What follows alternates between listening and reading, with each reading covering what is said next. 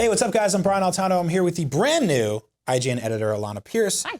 Now, we're covering PlayStation whatever we're calling it. What is it? PlayStation Experience. We're having conversations about it all weekend long right here in San Francisco, which is awesome because it's our hometown. You got to play Lego Marvel Avengers today. Yes. Brand new stuff in that game. Yeah, so this game is particularly based off of the films. There's tie-ins to Iron Man 3, there's tie-ins to the Avengers, so the biggest change, I think, overall, and something that I appreciate, even though it's not a huge deal, is that we actually have our actors from the films voice the characters, because they've actually just ripped the dialogue straight from movies. Right. So I think that that really adds a level of authenticity, and kind of in Marvel superheroes, I found sometimes I was a little bit frustrated by, you know, because you get to know the voice of Robert Downey Jr. as Iron Man. It's and then, yeah, and hearing something else that kind of like sounds foreign and stands out to you in a way. Yeah, you don't want anything sort of like off-brand. Not to say that those voice actors are bad, but sometimes you just want the real thing. You're just used to it. Yeah. So how did that work sort of in juxtaposition with the kind of very tonally goofy visuals that you're getting? I mean,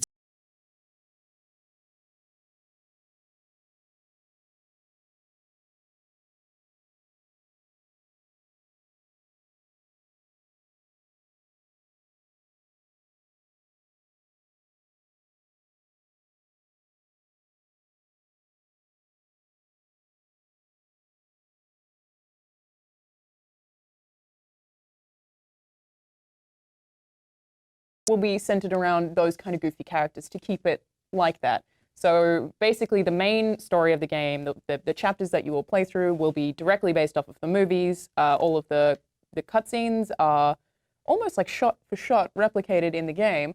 And then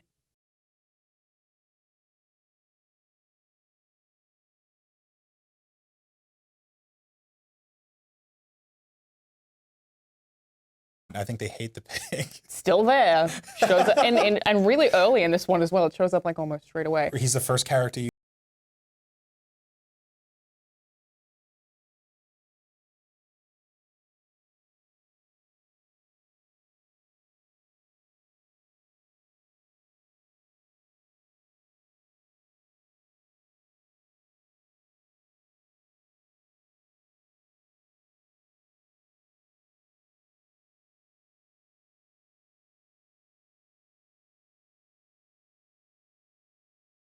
That seems to, I guess it's like a smart bomb in that it kills everything in the immediate area. Oh, wow. Yeah, and I think they all do that. The animations are really creative in the way that they play those characters together. Like, one of the ones that's really, I guess, recognizable would be Thor bouncing his hammer off of Captain America's shield.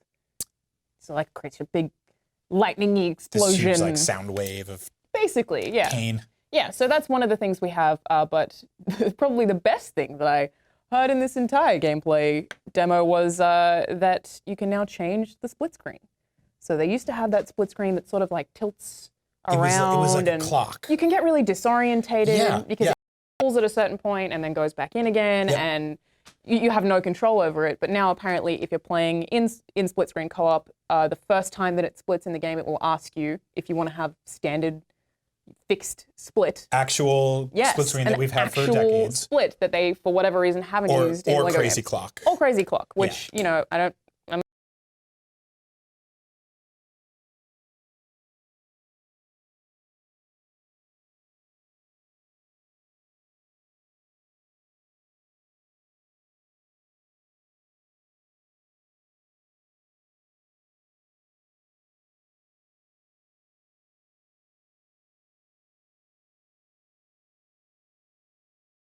they've got a really big focus on the environments. Right. We've got a bunch of new maps as well. Yeah. So Manhattan is the same as it was in Lego Marvel, but it's bigger. And there's some changes, like there's the Chrysler building in it. Stark Tower is now Avengers Tower. So there's some changes, but it seems like it's bigger, and it looks a lot prettier. Nice fancy lens flare in there.